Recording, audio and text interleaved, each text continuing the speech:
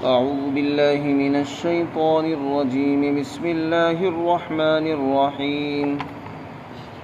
ويرى الذين أوتوا العلم الذي أنزل إليك من ربك هو الحق ويهدي إلى صراط العزيز الحميد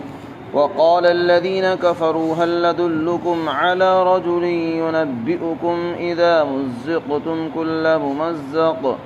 إنكم لفي خلق جديد أفترى على الله كذبا أم به جنة بل الذين لا يؤمنون بالآخرة في العذاب والضلال البعيد أفلم يروا إلى ما بين أيديهم وما خلفهم من السماء والأرض إن نشأ نخسف بهم الأرض أو نسقط عليهم كسفا من السماء إن في ذلك لآية لكل عبد منيب۔ اور جن لوگوں کو علم عطا کیا گیا ہے وہ اس بات کو جانتے ہیں اور سمجھتے ہیں کہ یہ قرآن کریم جو آپ کے پروردگار کی طرف سے آپ پر اتارا گیا ہے یہ بالکل برحق اور سچا کلام ہے، اور یہ کلام اس ذات کے راستے کی طرف رہنمائی کرتا ہے جو زبردست ہے اور عزت کا مالک ہے اور قابل تعریف ہے، حمد کا مستحق ہے۔ اور جو لوگ کافر ہیں انہوں نے آپس میں یہ بات کہی ہے کہ کیا ہم تم کو ایک ایسے آدمی کا پتہ نہ بتائیں جو تم کو اس بات کی خبر دیتا ہے کہ جب تم بالکل ریزہ ریزہ ہو جاؤ گے تو پھر تم کو ایک نئی تخلیق کے اندر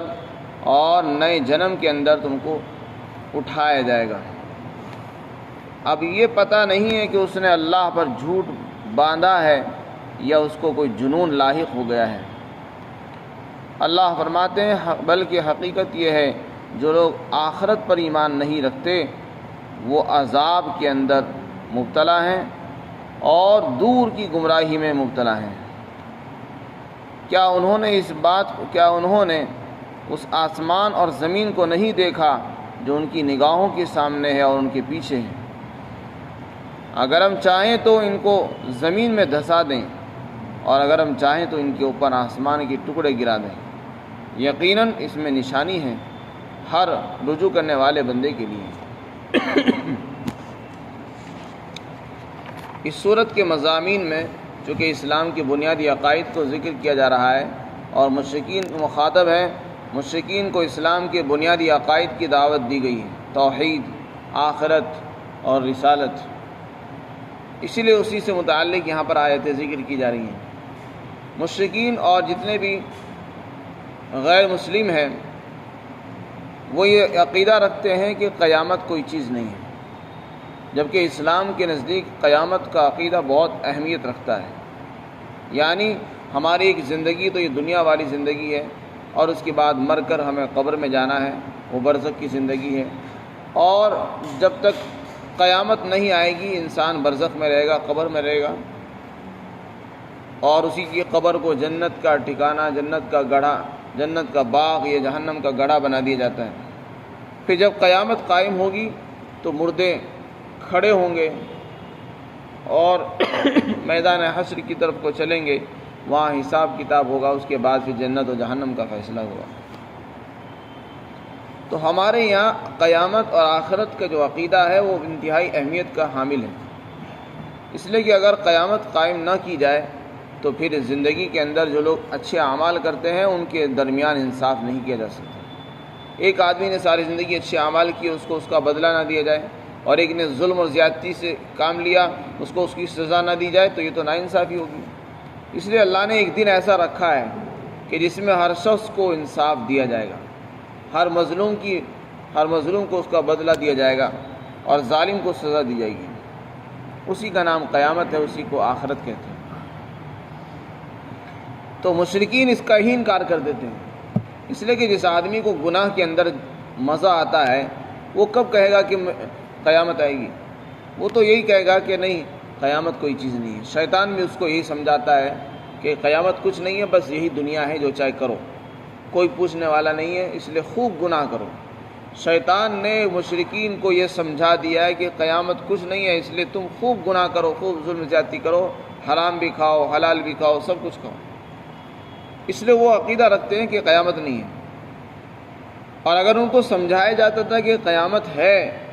تم مر بھی جاؤ گے، تم ریزہ ریزہ ہو جاؤ گے، پھر بھی اللہ تم کو دوبارہ جمع کر دے گا اور دوبارہ اٹھا کے زندہ کر دے گا، تو اس کو وہ ناممکن محال سمجھتے تھے۔ اس سے پہلے بھی انہی کا تذکرہ آیا۔ اب اللہ تعالیٰ نے ان کے مقابلے میں جو لوگ اہل باطل ہیں، ان کے مقابلے میں اہل ایمان اور اہل علم کا مقولہ نقل کیا کہ جن کو اللہ نے علم عطا فرمایا ہے، آسمانی کتابوں کا علم جیسے کہ اہل کتاب کو تھا، یا مسلمان ہیں جن کو اللہ نے قرآن کا علم عطا فرمایا ہے، وہ اس بات کو بخوبی جانتے ہیں کہ یہ قرآن اللہ کی رضامندی کا راستہ بتاتا ہے، اور اس قرآن ہی نے ہم کو یہ بتایا کہ قیامت آئے گی۔ اسی قرآن نے ہمیں خبر دی ہے کہ ایک دن آئے گا جس میں جزا اور سزا ہوگی، اس کو یوم الجزا کہتے ہیں، یوم الدین بھی کہتے ہیں، اسے قرآن نے بتایا۔ تو اللہ تعالیٰ نے اہل باطل کے مقابلے میں اہل علم کا مقولہ نقل کیا کہ وہ اس بات کو خوب اچھی طرح جانتے ہیں کہ یہ قرآن جو آپ کی طرف سے، آپ کے رب کی طرف سے اتارا گیا ہے، یہ سچی کتاب ہے، اور اگر اس نے قیامت کی خبر دی ہے تو وہ بھی سچی ہے، وہ جھوٹی نہیں ہو سکتی، چونکہ یہ سچا کلام، اس کی خبریں بھی سچی ہیں۔ اور پھر قرآن کو یہ کہہ دینا کہ نہیں یہ جھوٹا ہے، یہ بہت بڑا بہتان ہے۔ فرمایا جو قرآن سچا کلام ہو وہ اللہ کے رضا کا راستہ ہی بتائے گا، گمراہی کا راستہ نہیں بتا سکتا۔ تو وہ تو اس ذات کے راستے کی طرف رہنمائی ہماری کر رہا ہے جو عزتوں کی مالک ہے، زبردست ہے، اور حمد کی مستحق اور حقدار بھی ہے۔ پھر اس کے بعد اللہ تعالیٰ نے دوبارہ سے مشرکین کے تمسخر، استہزاء اور مذاق اور ٹھٹے کو ذکر کیا۔ جو لوگ مشرک تھے، مسلمان نہیں تھے، جب ان کو ڈرایا جاتا کہ دیکھو قیامت آئے گی اور پھر تم کو سزا ملے گی، اس لیے باز آ جاؤ، ایمان لے آؤ، تو وہ نہیں مانتے تھے، بلکہ آپس میں ایک کافر دوسرے کافر کو کہتا تھا، مسلمانوں کو چھیڑنے کے لیے، ان کو چڑھانے کے لیے بطور مذاق کے کہتے تھے کہ ارے میں تم کو ایسے آدمی کا پتہ بتاؤں جو تمہیں اس بات کی خبر دے رہا ہے کہ جب تم مر کر بالکل ریزہ ریزہ ٹکڑے ٹکڑے ہو جاؤ گے اور گل کر مٹی میں مل جاؤ گے، پھر تم کو نئے سرے سے پیدا کیا جائے گا۔ یہ ان کا یہ قول، ان کا یہ مقولہ اس لیے نہیں تھا کہ اس کا یقین رکھتے تھے، بلکہ اس کا مذاق اڑانے کے لیے تھا۔ اس لیے کہ جس آدمی کو یقین نہیں ہوتا کسی بات کا، اس کو اسی طرح بیان کرتا ہے کہ اگر ہم تمہیں ایک آدمی کا پتہ بتائیں جو اس طرح کی خبریں بیان کر رہا ہے، تو ان کا یہ انداز ہی بتا رہا ہے کہ وہ رسول اللہ کی عظمت کے قائل نہیں تھے، آپ کی نبوت کے قائل نہیں تھے، اور آپ کی تصدیق نہیں کرتے تھے۔ اگر آپ کی تصدیق کرتے تو ہرگز ایسا جملہ نہ کہتے کہ ہم تم کو ایسا آدمی کا پتہ بتائیں جو تمہیں یہ خبریں بیان کرتے ہیں۔ تو اسی جملے سے یہ بات بھی معلوم ہوتی ہے کہ وہ نبوت کا بھی انکار کرتے تھے اور قیامت کی بھی منکر تھے، اور اس چیز کو ناممکن اور محال سمجھتے تھے کہ آدمی مر گیا، ریزہ ریزہ ہو گیا، مٹی میں مل گیا، یا اس کو جلا دیا گیا، پانی میں بہا دیا گیا اس کی راکھ کو، پھر وہ کیسے جمع کیا جائے گا۔ تو یہ بات پہلے آ چکی ہے کہ جس آدمی کو جلا کر راکھ کر دیا گیا اور راکھ کو اس کی اڑا دیا گیا ہواؤں میں یا پانی میں بہا دیا گیا، تو اس سے پہلے یہ بات آ چکی ہے کہ یہ چیز ہمارے لیے تو مشکل ہے اس کے ذرات کو ڈھونڈنا، تلاش کرنا اور جمع کرنا، لیکن اللہ کے لیے مشکل نہیں ہے، کیونکہ اللہ کو ہر ذرے کا علم ہے، کائنات کے ذرے ذرے کو جانتا ہے۔ لا يعزب عنه مثقال ذرة في السماوات ولا في الارض ولا اصغر من ذلك ولا اکبر الا في کتاب مبین۔ فرمایا کائنات کا کوئی ذرہ ایسا نہیں ہے جو اللہ کے علم سے باہر ہو۔ ذرہ تو بہت معمولی چیز ہے، اس سے بھی اگر کوئی چھوٹی چیز ہوگی یا بڑی چیز ہوگی اس کا بھی علم اللہ کو ہے۔ تو جس ذات کو اتنا بڑا علم ہے اس کے لیے کیا مشکل ہے جمع کرنا، اس کو دوبارہ پیدا کرنا۔ یہاں بھی ان کا قول نقل کیا کہ انہوں نے ایک تو یہ بات کہی آپس میں کہ ایک آدمی اس طرح کی باتیں کر رہا ہے، اور پھر وہ خود ہی یہ بھی کہتے تھے اب یہ نہیں پتا کہ وہ اللہ پر جھوٹی تہمت لگا رہا ہے، بہتان لگا رہا ہے نعوذ باللہ، یا اس کو جنون لاحق ہو گیا ہے۔ انہوں نے یہ جو بات کہی ہے وہ اس لیے کہی کیونکہ وہ اس کو سچا نہیں مانتے تھے، اس خبر کو ہی جھوٹا مانتے تھے، تو کہنے لگے کہ یہ اگر وہ یہ خبر بیان کر رہا ہے تو گویا نعوذ باللہ اللہ پر جھوٹی تہمت لگا رہا ہے کہ اللہ نے یہ بات کہی ہے، اور اگر ایسا نہیں ہے، اللہ پر اگر جھوٹ نہیں لگا رہا ہے تو پھر بات یہ ہے کہ اس کو کوئی بیماری لاحق ہو گئی، جنون اور پاگل پن ہے، جس کی بنیاد پر وہ اس طرح کی باتیں کر رہا ہے۔ آگے اللہ تعالیٰ نے ان کی ان باتوں کا جواب دیا ہے کہ جو لوگ یہ کہہ رہے ہیں کہ وہ رسول اللہ پر جھوٹا بہتان لگا رہے ہیں، فرمایا وہ رسول اللہ جھوٹا بہتان لگا کر گناہ نہیں کر رہے ہیں، بلکہ انہوں نے تو جو کچھ کہا صحیح کیا، لیکن تم نے ان کا انکار کر کے عذاب کو دعوت دی ہے۔ انہوں نے اللہ پر جھوٹا الزام نہیں لگایا، اس لیے عذاب کو دعوت نہیں دی، تم نے انکار کر کے ضرور عذاب کو دعوت دے دی۔ جب جیسی تم نے انکار کیا نبوت کا اور قیامت کا تو عذاب کو تم نے دعوت دے دی، اب تم عذاب کے حقدار بن چکے ہو، اور تم نے جو نبی کے اوپر تہمت لگائی، ان کو جنون مجنون پاگل کہا ہے، فرمایا اس کی وجہ سے تم دور کی گمراہی میں جا پڑے ہو، ہدایت سے دور ہو چکے ہو، راہ راست سے ہٹ چکے ہو، یہ تمہاری سزا ہوگی۔ فرمایا جو لوگ آخرت پر ایمان نہیں رکھتے وہ تو عذاب کے اندر مبتلا ہیں، حالانکہ ابھی گرے نہیں، لیکن ان کے اعمال عذاب کو دعوت دے رہے ہیں، وہ عذاب کو دعوت دینے والے اعمال کر رہے ہیں، اس لیے ان کا عذاب میں جانا یقینی ہے، اس لیے یقینی چیز کو ماضی سے تعبیر فرما دیا کہ وہ لوگ تو عذاب کے اندر مبتلا ہیں۔ پھر آگے مشرکین کو دھمکی دی ہے اللہ نے کہ جو لوگ قیامت کو نہیں مان رہے، نبی کی نبوت کا انکار کرتے ہیں، قرآن کی تصدیق کے اوپر ایمان نہیں رکھتے، فرمایا ایسے لوگوں کو یہ نہیں پتہ ہے کہ جو آسمان اور زمین ان کی نگاہوں کے سامنے ہے، جو انسان سے بھی بہت اونچا ہے، جس ذات نے آسمان کو بنا دیا، زمین کو بنا دیا، اس کے لیے انسان کو دوبارہ پیدا کرنا کوئی مشکل نہیں تھا، اسی سے عبرت حاصل کر لیتے۔ لخلق السماوات والارض اکبر من خلق الناس، فرمایا زمین آسمان کی پیدائش اور تخلیق تو بہت بڑی چیز ہے، ایک انسان کو پیدا کیا، اس کو اگر دوبارہ پیدا کر دیں گے تو کیا مشکل ہے، وہ تو اس پر قادر ہے۔ اولم يروا ان اللہ الذي خلق السماوات والارض قادر على ان يخلق مثلهم، مشرکین یہ سمجھتے ہیں کہ جس نے آسمان و زمین کو پیدا کیا وہ دوبارہ انسان کو پیدا نہیں کر سکتا، فرمایا ایسا نہیں، وہ اللہ اس پر قادر ہے۔ تو فرمایا یہ دھمکی دی گئی ہے کہ جس زمین اور آسمان کے نیچے تم رہ رہے ہو اور اللہ کی جن نعمتوں سے تم فائدہ اٹھا رہے ہو، یہ زمین تمہارے لیے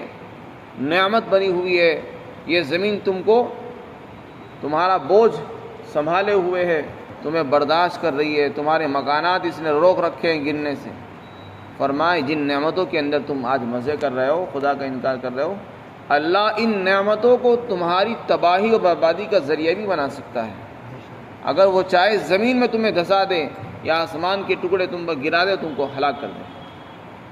تو یہ اللہ کو قدرت حاصل ہے۔ تو اس لیے کبھی بھی انسان کو اللہ کے خلاف بغاوت نہیں کرنی چاہیے۔ اللہ نے جو نعمتیں عطا فرمائی ہوتی ہیں وہ انسان کو نعمتیں لگتی ہیں، لیکن اللہ تعالیٰ جب چاہتا ہے وہی نعمتیں انسان کی تباہی کا ذریعہ بن جاتی ہیں۔ ایک انسان بڑا اونچا مکان بناتا ہے، عالی شان مکان بنایا، لیکن اللہ کی نافرمانی کرتا ہے، وہی مکان اس کے لیے تباہی کا ذریعہ بن جاتا ہے۔ اللہ نے بلند بلند پہاڑ بنائے ہیں، اونچے اونچے پہاڑ، خوبصورتی بھی ہے، اور اللہ انسانوں کے لیے خوشنما بھی ہیں اور اس کے لیے نعمتیں بھی ہیں، لیکن جب اللہ چاہتا ہے تو وہی پہاڑ لوگوں کے لیے بربادی کا سبب بن جاتے ہیں۔ جیسے کہ آئندہ بھی آ رہا ہے کہ قوم سبا کو اللہ نے باغات عطا فرمائے تھے، ان کو ڈیم عطا فرمائے تھے، پانی کی بہت بڑا ذخیرہ ان کے پاس موجود تھا، اس پر ان کو ناز ہو گیا تھا، اور جگہ جگہ باغات، جگہ جگہ پھل، جگہ جگہ پانی کے چشمے، نہریں۔ اللہ کی ان نعمتوں کے اندر وہ مزے کر رہے تھے، عیاشی کرنے لگے، لیکن دینے والوں کو بھول گئے، تو پھر اللہ نے انہی ڈیم کو ان کی تباہی کا ذریعہ بنا دیا، وہ پانی کے ڈیم ٹوٹ گئے اور وہ قوم ہلاک ہو گئی۔ تو انسان کو کبھی بھی اب اللہ کی دی ہوئی چیزوں پر غرور نہیں کرنا چاہیے۔ جس ذات نے یہ چیز دی ہے وہ ذات ان کو ہماری تباہی کا ذریعہ بھی بنا سکتی ہے۔ جیسے مال انسان کو ملتا ہے، اسی سے مال سے انسان بہت کچھ حاصل کرتا ہے اور وہی مال اس کو لے کے ڈوبتا ہے۔ اسی کو فرمایا کہ کیا انہوں نے اس زمین اور آسمان کو نہیں دیکھا جو ان کے نگاہوں کے سامنے ہے اور جو ان کے پیچھے ہے؟ کیا مطلب؟ ان کو دھمکی دینا چاہتے ہیں کہ یہ زمین اور آسمان جس سے تم فائدہ اٹھا رہے ہو، اگر ہم چاہیں گے تو تم کو اسی زمین میں دھسا دیں گے۔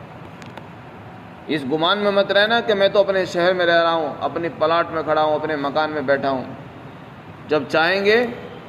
تم کو وہیں زمین میں دفن کر دیں گے،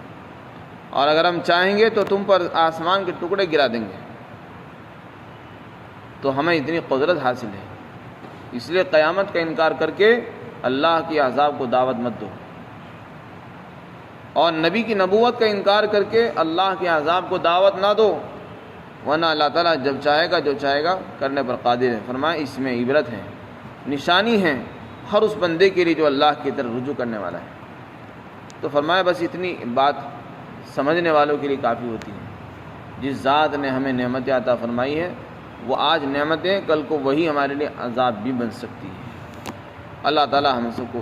سمجھ بوجھ عطا فرمائے۔ الحمدللہ۔